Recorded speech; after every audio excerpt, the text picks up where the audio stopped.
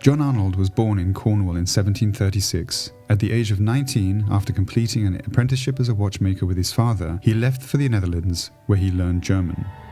In 1762, John Arnold opened his first workshop in London's Strand and gained immediate recognition for his watchmaking.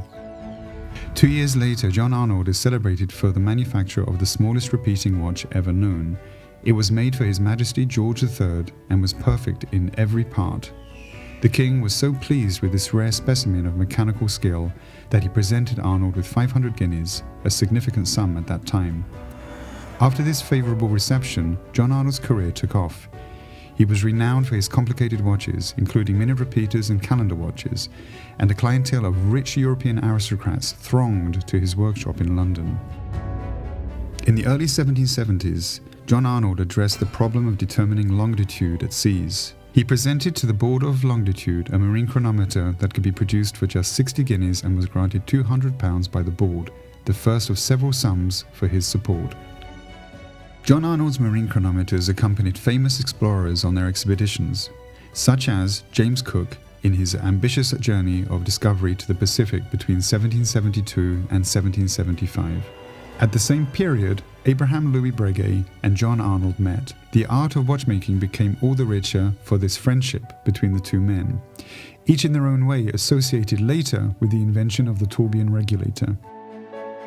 In 1779, John Arnold turned a page of timekeeping history when, after 13 months of trials at the Royal Observatory, Greenwich, a watch of his making proved far more precise than any other instrument of the day. This timepiece, commonly named Arnold 36, was praised for its unprecedented level of precision. Following this success, Arnold described his pocket watch as a chronometer, a term that subsequently became general currency and is still used to this day to denote a supremely accurate timepiece. John Arnold officially retires in 1796, transferring the company to his son, John Roger Arnold, who was an accomplished watchmaker and followed the path of his father. John Arnold's death in 1799 affected Breguet, who paid his respects by incorporating his first ever tourbillon regulator into one of Arnold's earliest pocket chronometers. This experimental timepiece witnessed the magnificent friendship and the passion for innovation and excellence shared by the two watchmakers. As a contemporary Swiss watchmaking house, Arnold Son has continuously reinvented its approach to pay homage to the work of John Arnold, a man who provided solutions to the challenges of his era, notably the accuracy and reliability of timepieces.